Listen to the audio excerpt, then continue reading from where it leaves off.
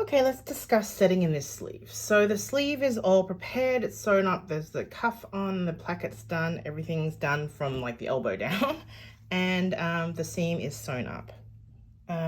What I've also done is I've gone ahead and I've sewn 2 rows of easing stitch or gathering stitch between the notches. So from this single notch over to this double notch, and then what you'll do is you'll just use that to ease it in. Remember, so this is not gathered, it's not a gathered sleeve, it's just eased in, which just means that it gives the sleeve head a nice shape, and I'll show you in a minute. So I've just like released those bobbin threads, and I just essentially gathering it to start with, but then what I'm going to do is I'm just going to distribute that ease along. So my goal is not to have any gathers, but to just subtly bring it in. Now I like to have my threads loose at both ends, and that is because I like to be able to go from both ends. Now let me show you what it looks like when you've done it. So here it is, and you can see what happens with the sleeve head. It just gives it a really nice flow. Okay, so you can't finalize it until we pin it on.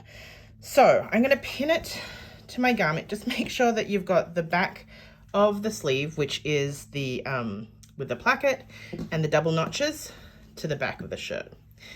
So I'm going to match up my notches. So the first one, not a notch, but it's the side seams. So the seam of the sleeve and the seam of the shirt. I'm going to pop a pin in there. Okay, I'm going to just flip this over the top. Okay, and this procedure is the same for any set-in sleeve. And then I'm going to match my double notches to double notches. On any pattern, the double notches denote the back of a garment. Okay. Oops, just get this out of the way. It's a bit hard to see where I am, but hopefully you can understand. Here's the center notch on the sleeve, and that matches with the shoulder seam.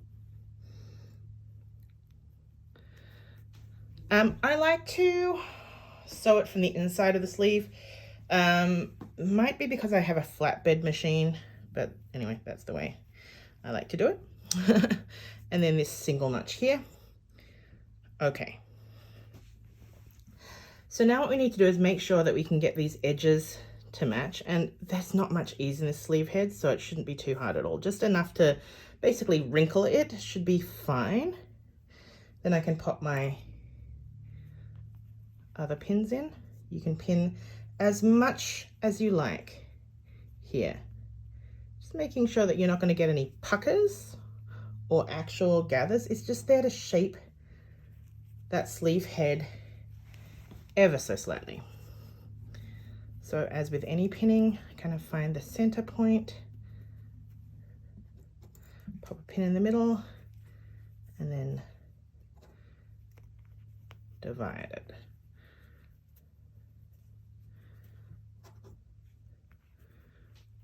Oops, there we go. And then this is the bit between the notch and the underarm point. Shouldn't be any ease there unless it's stretched out a bit. I think this side has stretched out just a little bit. I can even see where it's stretched out here. This linen does like to stretch. Linen does like to stretch, so don't sweat it. Just going to ease it in with my pins. That'll be fine. Okay, so I'm going to go sew this on using a 1/2 inch, or what's that, 5/8 of an inch seam allowance, and then I'm going to serge it or overlock it together and press it out towards the sleeve. Okay, so this is what that sleeve head looks like when it's done. So the inside has been pressed out towards the sleeve. I've removed those easing stitches.